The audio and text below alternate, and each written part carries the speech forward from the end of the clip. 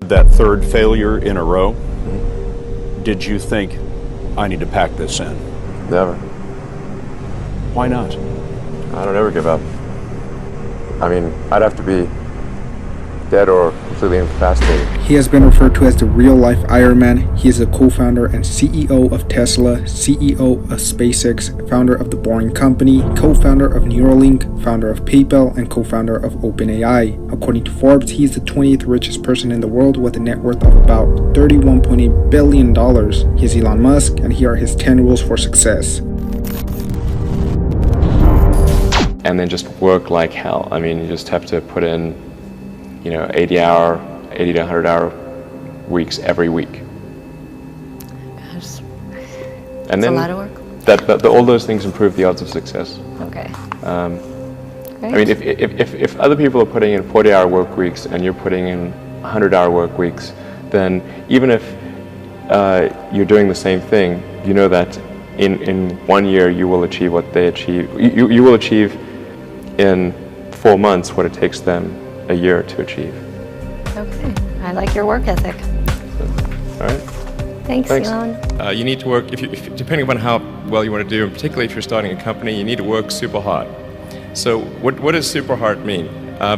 Well, when my brother and I were starting our first company, instead of getting an apartment, we just rented a small office and we slept on the couch.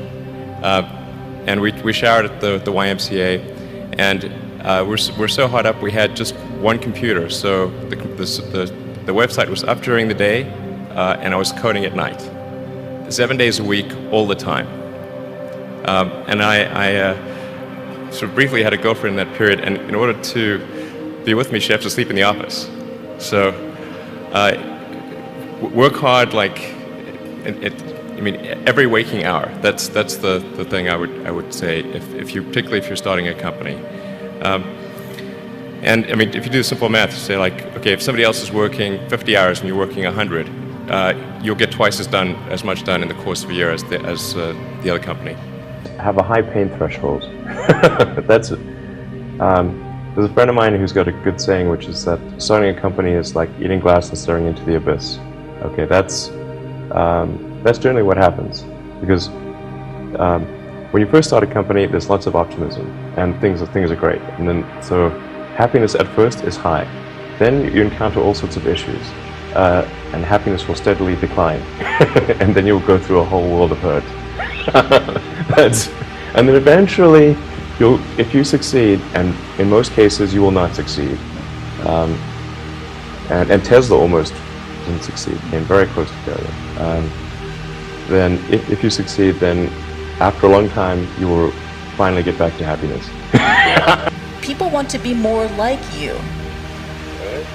So, and for the fate of humankind, I think it would be great to have more Elon Musks. So what do we need to do to become more like Elon?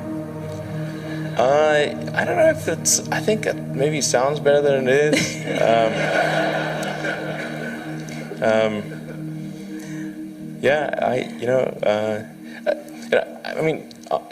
Honestly, like there's a friend of mine who's got a great saying about creating a company, which is trying to build a company and have it succeed is like eating glass and staring into the abyss.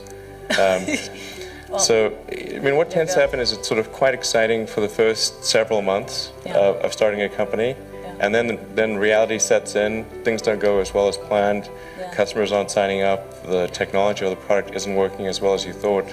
And then that can sometimes be compounded by a recession, and it can be very, very painful for several years. So I think, frankly, starting a company, I would advise people to have a high pain tolerance. People do not think critically enough. I mean, critical thinking is a skill in short supply, where people take too many things they assume too many things to be true without sufficient basis in that belief. So it's very important that people closely analyze what is supposed to be true and try to build up try to say, let's analyze things from first principles, not by analogy or not by convention. If you assume things are true by convention, which is actually what most people do, then it's difficult to gain insight into how things can be bettered. So, in any argument or any sort of train of thinking, you want to make sure that the underlying premises are valid and applicable, and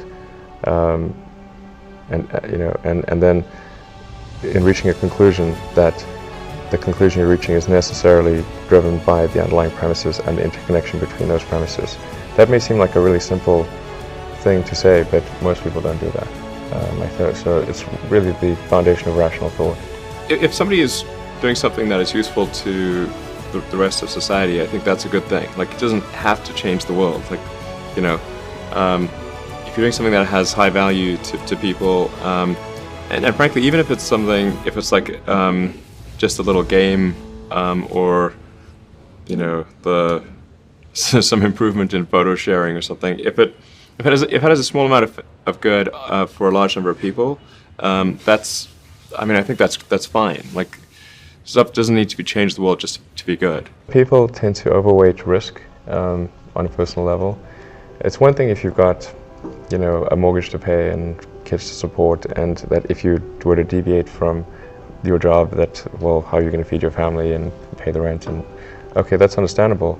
But let's say you're young and you're just coming out of college or coming out of high school or whatever. What do you risk? You're not going to starve. I mean, right.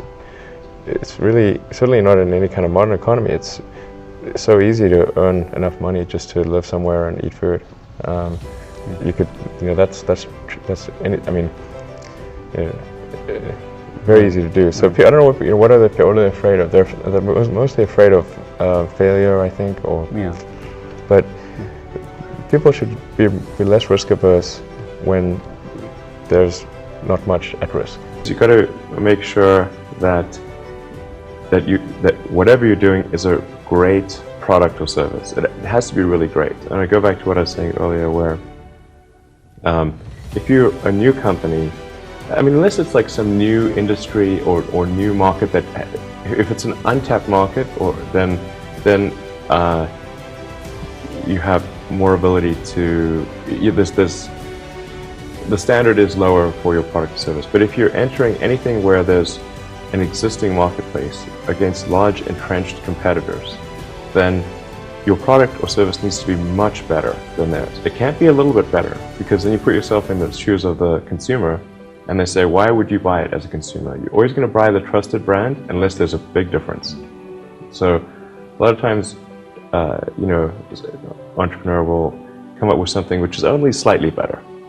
And it can't just be slightly better. It's got to be a lot better. If you're creating a company or if you're joining a company, the most important thing is to attract great people. So either join a group that's amazing, that you really respect, or if you're building a company, you've got to gather great people. All a company is a group of people that have gathered together to create a product or service. And so depending upon how talented and hardworking that group is, and the degree to which they're focused cohesively in a good direction, that will determine the success of the company. So do everything you can to gather great people if you're creating a company.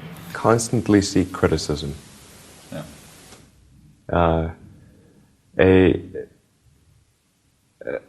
A well thought out critique of whatever you're doing is as valuable as gold, and you should seek that from everyone you can, but particularly your friends. Usually your friends know what's wrong, but they don't want to tell you because they don't want to hurt you. So lift you up, sort of lift your. Yeah. So they'll say, "Oh, I wouldn't encourage my friend, so I'm not going to tell him what I think is wrong with his product." Yeah. It doesn't mean your friends are right, but very often they are right, and you at least want to listen very carefully to what they say, and to everyone. You're looking for. Basically, you should take the approach that you're wrong. That you, the entrepreneur, are wrong. Your goal is to be less wrong. Don't just follow the trend. So you may have heard me say that it's good to think in terms of the physics approach of first principles, which is, rather than reasoning by analogy, you boil things down to the most fundamental truths you can imagine, and you reason up from there. And this is a good way to figure out if something really makes sense, or if it's just what everybody else is doing. It's hard to think that way. You can't think that way about everything. It takes a lot of effort. But if you're trying to do something new, it's the best way to think. And that framework was developed by physicists to figure out counterintuitive things like quantum mechanics. So it's really a powerful method. People who've been in the rocketry business for decades, Yeah. who say about you that you don't know what you don't know. Well, I suppose that's true of anyone. How can anyone know what they don't know? But When critics say you can't do this, your answer to them is, we've done it. you know, there are American heroes who don't like this idea. Neil Armstrong, Gene Cernan have both testified against commercial spaceflight and the way that you're developing it, and I wonder what you think of that. I was very sad to see that, because those guys are, those guys are heroes of mine, so it's really tough. I wish they would come and visit and see the hardware that we're doing here. And I think that would change their mind. They inspired you to do this, didn't they? Yes. And to see them casting stones in your direction. It's difficult. Did you expect them to cheer you on? Certainly hoping they would. What are you trying to prove to them? What I'm trying to do is to make a significant difference in spaceflight and help make spaceflight accessible to almost anyone. And I would hope for as much support in that direction as we can receive. So those were Elon Musk's 10 rules for success. Comment below which one is your favorite, and don't forget to subscribe to the channel for more.